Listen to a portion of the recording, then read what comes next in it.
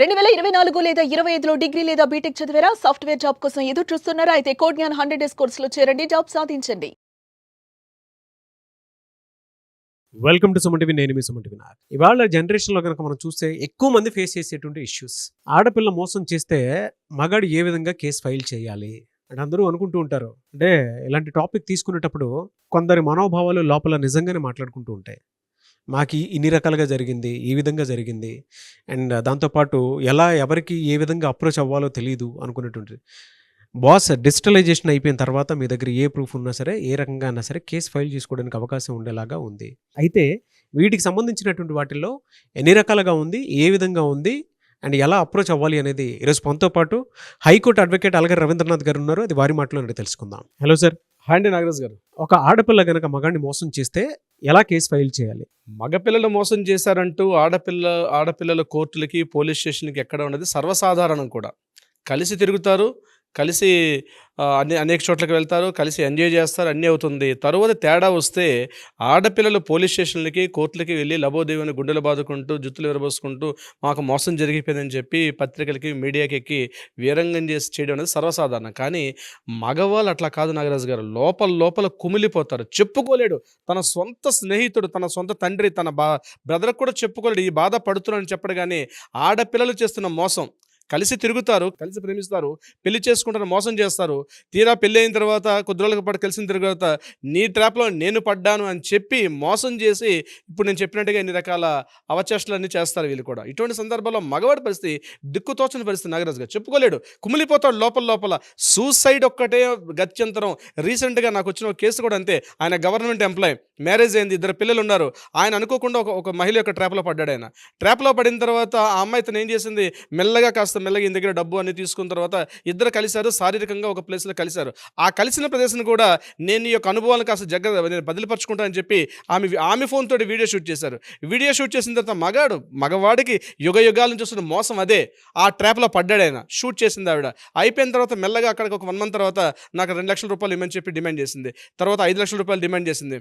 లేకపోతే మన ఇద్దరం కలిసి శారీరకంగా ఉన్న వీడియోస్ ఉన్నాయి, ఆ వీడియోస్ను బయట పెడతానని చెప్పి బెదిరించడం జరిగింది. ఈయన ఎక్కడ తన ఫ్యామిలీ తెలిసిపోతుందో, ఎక్కడ తన ఊర్లో తెలిసిపోతుందో, ఎక్కడ తన బంధువులు తెలుస్తుందో, ఎక్కడ తన ఊర్లో అంటే తన సొసైటీలో తెలిసిపోతుందని చెప్పి ఆ పరువుగా ఆయన ఏం చేసింటే ఆమె అడిగినంత సొమ్ము ఇస్తూ చివరికి ఇంక ఇవ్వలేని స్థితికి వచ్చి చచ్చిపోతానని చెప్పి సూసైడ్ చేసుకుందామని ఆ చివరి క్షణంలో మన వీడియో చూశాడు ఆయన. మన వీడియో చూసి, సార్ నేను ఎందుకో లాస్ట్ టైం మీ వీడియో చూస్తున్నాను, నాకు ఇంకా గత్యం తెలీదు, నేను అనేక రకాలుగా నష్టపోయాను, నన్ను డిఫేమ్ చేస్తుంది ఆవిడ, ఏం చేయాలి చెప్పండి సార్ అని చెప్పి అతను మాట్లాడడం జరిగింది. ఇమీడియట్గా మనం కౌన్సిలింగ్ ఇచ్చాం, మాట్లాడడం, మీకు కూడా తెలుసు ఆ విషయం. మనం ఇమీడియట్గా అతన్ని మళ్ళీ లీగల్గా మనం ప్రొసీడ్ అయ్యాం అతని విషయంలో అన్ని రకాలుగా.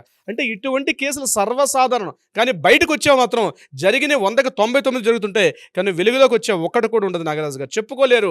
లోపల నలిగిపోతుంటాడు, జాబ్ లాస్ అయిపోతాడు, ఫైనాన్షియల్గా లాస్ అయిపోతాడు, ఆరోగ్యం లాస్ అయిపోతాడు, మెంటల్గా లాస్ అవుతాడు, చివరికి అధోగతి చెందిపోతున్నాడు చివరిగా ఈ మగాడు. ఈ పని సంబంధించి దీన్ని మనం 4 సెగ్మెంట్స్లో మనం మాట్లాడుకోవచ్చు నాగరాజు గారు.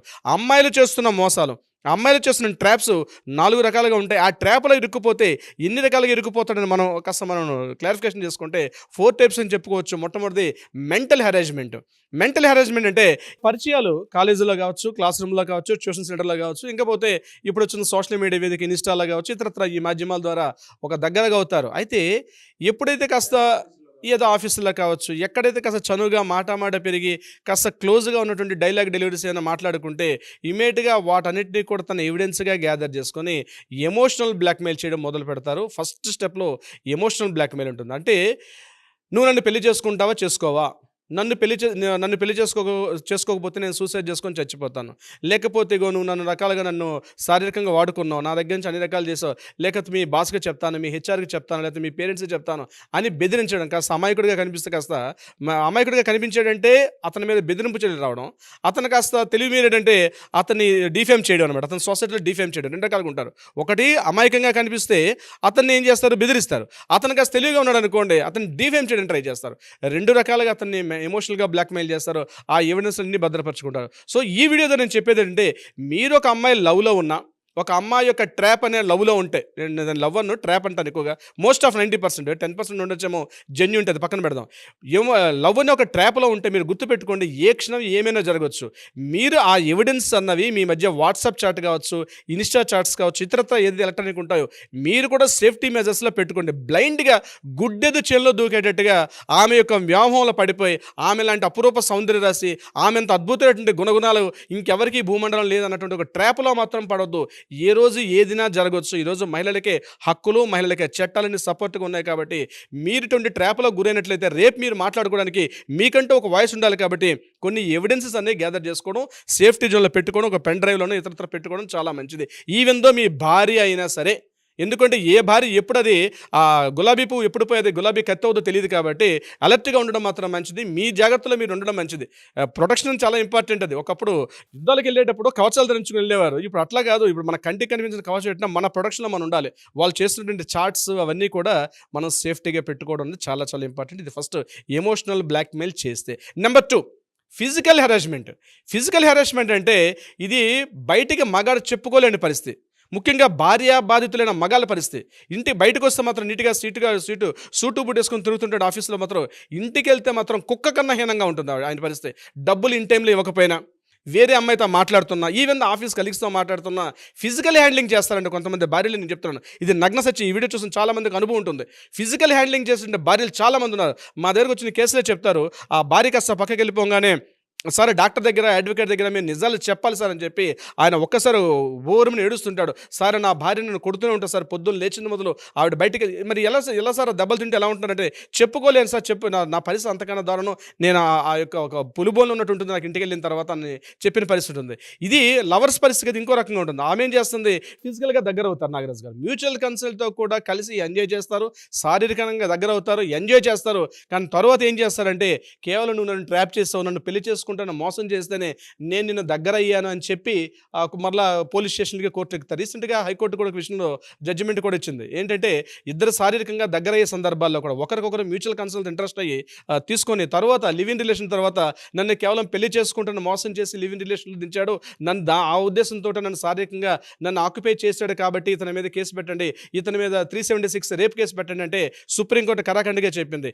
మీరు కలిసి లివ్ ఇన్ రిలేషన్షిప్లో ఉండేట ఇప్పుడు ఇద్దరికి అంగీకారంతో మీరు శారీరకంగా దగ్గరేరు కాబట్టి 376 ఎట్లా అప్లికబుల్ అవుతుందని చెప్పి రీసెంట్గా ఒక కేసులో కూడా సుప్రీంకోర్టు జడ్జిమెంట్ ఇచ్చారు. సో శారీరకంగా హెరాస్మెంట్ చేసినప్పుడు కూడా మిమ్మల్ని భయపెడుతూ ఉంటే, అంటే ఆ యొక్క వీడియోస్ కానీ ఆ క్లిప్పింగ్స్ అని చూపిస్తే మిమ్మల్ని భయపెడితే మీకు చట్టం ఎప్పుడు మీ పక్కనే ఉంటుంది, గుర్తుపెట్టుకోవాల్సిన అవసరం కూడా. దానికి ఎలాంటి ఎవిడెన్సెస్ కావాలి? రీసెంట్గా మధ్యప్రదేశ్ భోపాల్లో కేసు జరిగింది. మనం ఎప్పుడు వినేది ఏంటంటే, అబ్బాయి నన్ను పెళ్లి చేసుకుంటాను మోసం చేశాడని చెప్పి అమ్మాయిల కేసు ఎక్కడని తెలుసు. కానీ భోపాల్లో రీసెంట్గా ఒక కేసు నమోదైంది.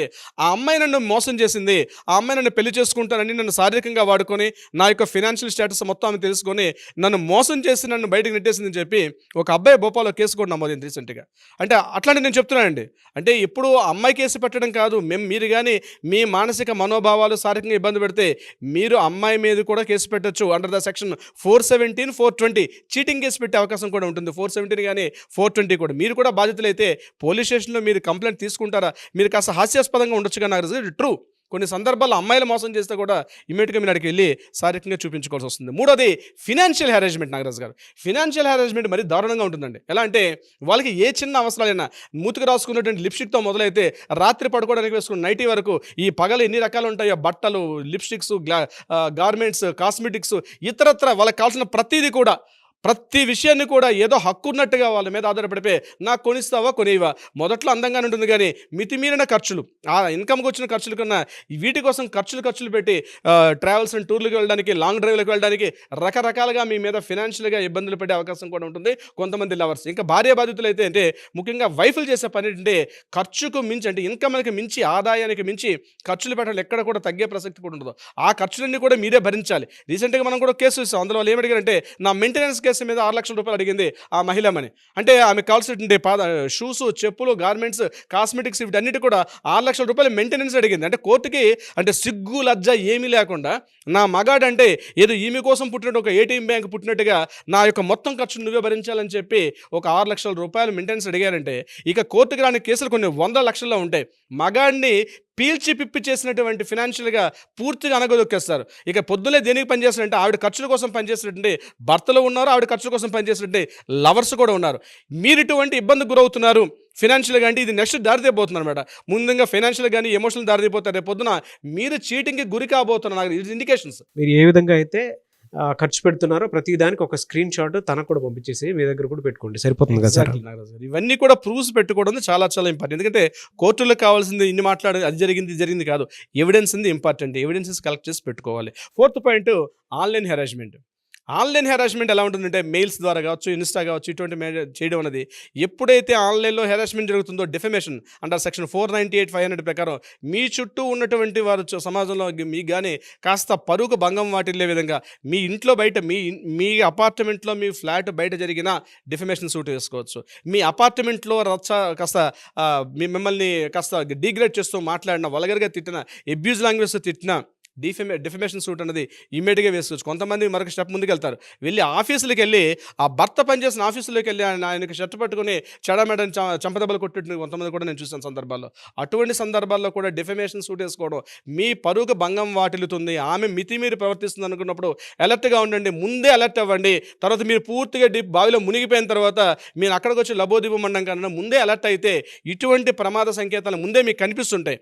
ఇప్పుడు నేను చెప్పే 4 పాయింట్స్లో ఎక్కడ సంకేతాలు కనిపిస్తే అలర్ట్ అవ్వండి. ఇమీడియట్గా దగ్గరలో ఉన్నటువంటి ఒక అడ్వకేట్ని ఫస్ట్ సంప్రదించండి. ఆయన మీకు పర్ఫెక్ట్గా డ్రాఫ్టింగ్ చేస్తారు.